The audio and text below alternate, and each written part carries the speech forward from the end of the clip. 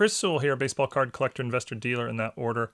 Welcome everyone. I was recently purchasing a collection that included this card here, 2016 Panini Immaculate patch autograph, Jared Goff rookie. It's a near mint plus 8.5 from PSA, nice 2-color patch, and it's out of 99. And I had no idea what this card was worth. I had never, I just didn't know. So I went to look it up. But I do the high rollers every couple of weeks, so I'm actually very familiar with the values of Immaculate RPAs for Joe Burrow and Justin Herbert and Trevor Lawrence and some other young quarterbacks as they pop up on my high rollers research quite regularly. So when I went to look up this Jared Goff, I was really surprised by its value, and it sort of led me down a bit of a research rabbit hole that I want to share with you here in this video. And it really highlights something very important about the hobby that I mention quite often, and we'll go into a bit more here in just a bit. And I know there's a football example, and we're in the middle of the offseason here for the NFL, but it's just too good an example not to talk about here, and I think it represents all the sports in terms of sports card values. And just going to give a quick bio on Jared Goff. He's been in the league 8 years now. He's the current starting quarterback for the Detroit Lions. He's the no-brainer starter moving forward. He was drafted number 1 overall in 2016 by the Los Angeles Rams. He actually started a Super Bowl for the Rams. And yeah, you can see his stats here. We're gonna dive into his stats a little bit more in just a bit. And we'll also give a quick bio on Joe Burrow, as that's the player we're going to be using for comparison purposes. Been in the league 4 years now. He was also drafted number 1 overall by the Cincinnati Bengals in 2020. He also started a Super Bowl for them. And yeah, you can see his stats there. He was injured for a good chunk of 2023, so his card prices are actually down a bit lately. So we're going to compare some of their stats, and then we'll compare some of their card values, as that's actually ultimately what this video is about. But Burrow and Goff, you can see, have identical career winning percentages, both 569. That was just a coincidence. Goff 66 and 50, Burrow 29 and 22. Both have a 569 career winning percentage. If you go by their performance per game over the course of their career, Burrow slightly more yards per game, a bit more touchdowns per game, and then they're about identical in interceptions per game. So, with those numbers, they're pretty comparable. You'd probably give a slight lean to Joe Burrow, to having the better overall numbers. And then if you went with the more advanced numbers, where they're trying to sort of sum up a quarterback in one number, passer rating, Burrow has a slight advantage, 98.6 to 93.6. Then QBR, though, Goff actually has an advantage kind of throughout his career. The last 2 seasons, you can see he's slightly up on Burrow in QBR. So if you just went by these numbers and you didn't know who the players were, you'd probably give a slight edge to the player on the left for having a better overall career numbers at this point, but I mean, not by much. If we look at some additional numbers, Burrow is younger than Goff, but only by 2 years, even though he started his career 4 years later. That's because Burrow, he was sort of drafted on the older side, and he's 27 to Goff's 29, and that's not rounded. That's, basically 2 years. Pro Bowls, Goff has 3 to Joe Burrow's 1. Neither have won an MVP. They both won a Comeback Player of the Year award, and they both have started and lost a Super Bowl. So, here the Pro Bowls, gives Goff an edge. And again, the age, I think a lot of people sort of think of Joe Burrow as this really young prospect who has his whole career ahead of him, and we don't know what his upside can be yet. Whereas people think of Goff as like this old veteran we already know what he is. And, but the truth is they're only 2 years apart in age, which is going to play a part of my overall thesis here in just a minute. One more point I want to make about the stats is you could argue that, yeah, but Joe Burrow, that's over his first 4 years. Like, he's on the rise, whereas Jared Goff's 8 years now, and he's already been in his prime. But actually, Jared Goff's first 4 seasons stat-wise was better than Joe Burrow's first 4 seasons stat-wise.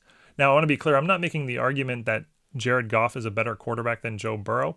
I don't think that, and I haven't watched enough. Well, I've watched a lot of football, but I haven't watched enough Lions games and Bengals games to be able to say that with the eye test or anything. I'm just saying they're kind of close. They're not that far off. Certainly, Jared Goff had a better 2023 than Joe Burrow, and you could definitely make the argument that he's sort of in a better place moving forward. The Lions look like they're going to be a strong team for a while, and they were in the NFC Championship game this year. And meanwhile, Joe Burrow's coming off a major injury. So let's bring this all back to card values. And I wanted to use the Immaculate card I showed at the beginning, but there wasn't a perfect match for it. So we're going to use this one here. 2016 National Treasures patch auto, Jared Goff rookie. It's a BGS Mint 9, serial numbered out of 99. Nice 3-color patch. And this exact card sold, in the last couple of months. The Joe Burrow equivalent is this exact card here, which also sold in the last couple of months. 2020 National Treasures patch auto, Joe Burrow rookie. Also at a 99, also a multicolor patch, also a BGS Mint 9, also an auto, also a rookie, etc. So looking at the two cards side by side and ignoring the player, just forget which player it is, just like which is the better card based on all other specs other than the player. They're basically identical, right? They're both BGS Mint 9s. They're both serial numbered out of 99. They're both National Treasures. They're both rookie patch autos. They both have nice multicolor patches. They're essentially identical. The one on the left has 0.5 better subgrade on one subgrade, so slight edge there. The one on the left also has a newer Beckett label, so you could give a slight edge there.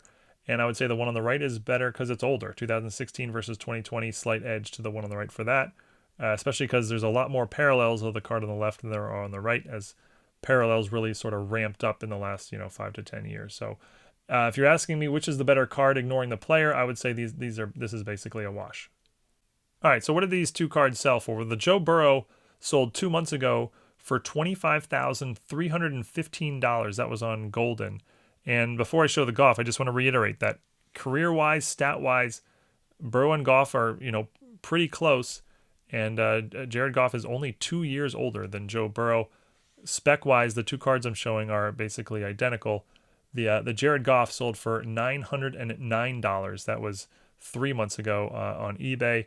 That means you can get 28 copies of this Jared Goff for the same price as one Joe Burrow. So how do you explain this? And it goes back to what I teased earlier, and that's that the hobby places such an irrational overvalue on young players and potential upside to the point where it's just often ignoring basic facts. And these two players are only 2 years apart in age. Again, it's not like Joe Burrow is this young prospecty guy and Jared Goff is this aging veteran. These two players are essentially in the same place in their career at the point, or more or less. I mean, yeah, there's a little more upside in Joe Burrow, but it's not 28 times or anywhere near that. And this is just something to be very aware of when you collect or invest in cards, is that the perception of like youth and upside can be a very dangerous thing in the hobby. I mean, just play this out. If Joe Burrow, let's say, has 2 pretty good seasons over the next 2 years, he doesn't win a Super Bowl or an MVP or anything, but yeah, they're pretty good. Well, then he'll be in the exact same place that Jared Goff is now. And he'll be, a first-round draft pick who's now 29 years old, and he started 1 Super Bowl but lost. He didn't win any MVPs, but he's got a couple Pro Bowls maybe. And, I mean, the card on the left, if that plays out that way in 2 years, should be a $909 card. But that's it for now, and I actually would really appreciate comments on this one from anybody who has a different perspective or thinks I missed something, or is there some other reason that I didn't cover as to why the Joe Burrow is 28 times more valuable than the Jared Goff. I would love to hear it because I feel like I am missing something because I know this concept, of course, but this one struck me as extremely extreme. And again, it all started when I looked up that Immaculate card and was just stunned that it was a tiny fraction of the value of a Joe Burrow or a Justin Herbert or a Trevor Lawrence. But thank you everyone for watching. See you again next time, and eat your vegetables. Thanks everyone.